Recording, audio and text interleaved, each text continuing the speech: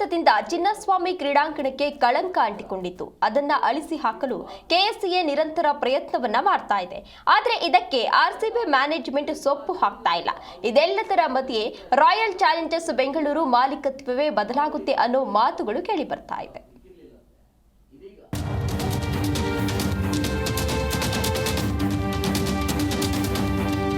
ಮೊನ್ನೆ ನಡೆದ WPL ಫೈನಲ್ನಲ್ಲಿ ಆರ್ಸಿಬಿ ಮಹಿಳಾ ತಂಡ ಡೆಲ್ಲಿ ಕ್ಯಾಪಿಟಲ್ಸ್ ತಂಡದ ವಿರುದ್ಧ ಗೆದ್ದು ಟ್ರೋಫಿಯನ್ನ ಮುಡಿಗೇರಿಸಿಕೊಂಡಿದೆ. ಆದರೂ ಆರ್ಸಿಬಿ ಅಭಿಮಾನಿಗಳಲ್ಲಿ ನಿರಾಸೆ ಮೂಡಿತ್ತು. ಯಾಕಂದ್ರೆ ಈ ಬಾರಿ ಬೆಂಗಳೂರಿನ ಚಿನ್ನಸ್ವಾಮಿ ಕ್ರೀಡಾಂಗಣದಲ್ಲಿ ಯಾವುದೇ WPL ಪಂದ್ಯಗಳು ನಡೆಯಲೇ ಇಲ್ಲ. ಚಿನ್ನಸ್ವಾಮಿ ಕ್ರೀಡಾಂಗಣದತ್ತ ಆರ್ಸಿಬಿ ಮ್ಯಾನೇಜ್ಮೆಂಟ್ ಒಲವು ತೋರಿಸಲೇ ಇಲ್ಲ. ಸದ್ಯ ಮುಂಬರುವ IPL ಪಂದ್ಯಗಳಾದ್ರೂ ಬೆಂಗಳೂರಲ್ಲಿ ನಡೆಯುತ್ತಾ ಅನ್ನೋ ಪ್ರಶ್ನೆ ಉಂಟಾಗಿದೆ. ಆದರೆ ಇದುವರೆಗೂ ಆರ್ಸಿಬಿ ಮ್ಯಾನೇಜ್ಮೆಂಟ್ ಯಾವುದೇ ನಿರ್ಧಾರ ಪ್ರಕಟಿಸಲೇ ಇಲ್ಲ. ಇನ್ನೊಂದು ಕಡೆ ಆರ್ಸಿಬಿ ಮ್ಯಾನೇಜ್ಮೆಂಟ್ ಮನವೊಲಿಸಲು ಕೆಎಸ್ಸಿಎ ನಿರಂತರ ಯತ್ನ ಮಾಡ್ತಾ ಇದೆ.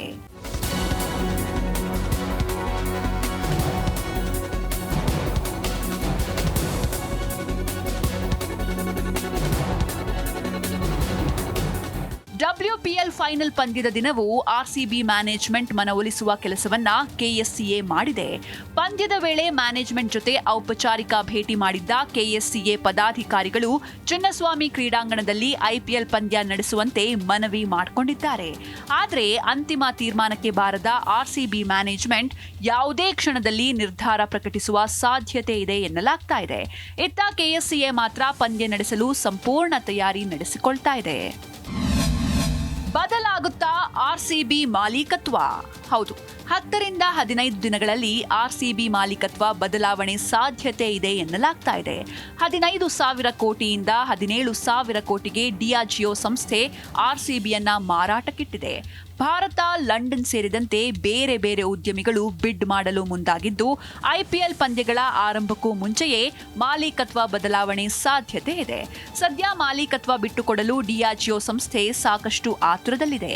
ಯಾಕಂದ್ರೆ ಮದ್ಯ ಮಾರಾಟ ಸಂಸ್ಥೆ ಆಗಿರೋ ಡಿಯಾಜಿಯೋ ಸದ್ಯ ನಷ್ಟದಲ್ಲಿದೆಯಂತೆ. ಅದನ್ನ ಸರಿದೂಗಿಸಲು ಆರ್ಸಿಬಿ ಮಾಲೀಕತ್ವ ಬಿಟ್ಟುಕೊಡಲು ಮುಂದಾಗಿದ್ದು ಅತಿ ಹೆಚ್ಚು ಬಿಡ್ ಮಾಡೋರ ಪಾಲಾಗಲಿದೆ ಆರ್ಸಿಬಿ ಮಾಲೀಕತ್ವ. ಸದ್ಯ IPL ಸನಿಹ ಬರ್ತಿದ್ದಂತೆ ಕೆಎಸ್ಸಿಎ ಮತ್ತು ಆರ್ಸಿಬಿ ಅಭಿಮಾನಿಗಳಲ್ಲೂ ಆತಂಕ ಹೆಚ್ಚಾಗಿದೆ.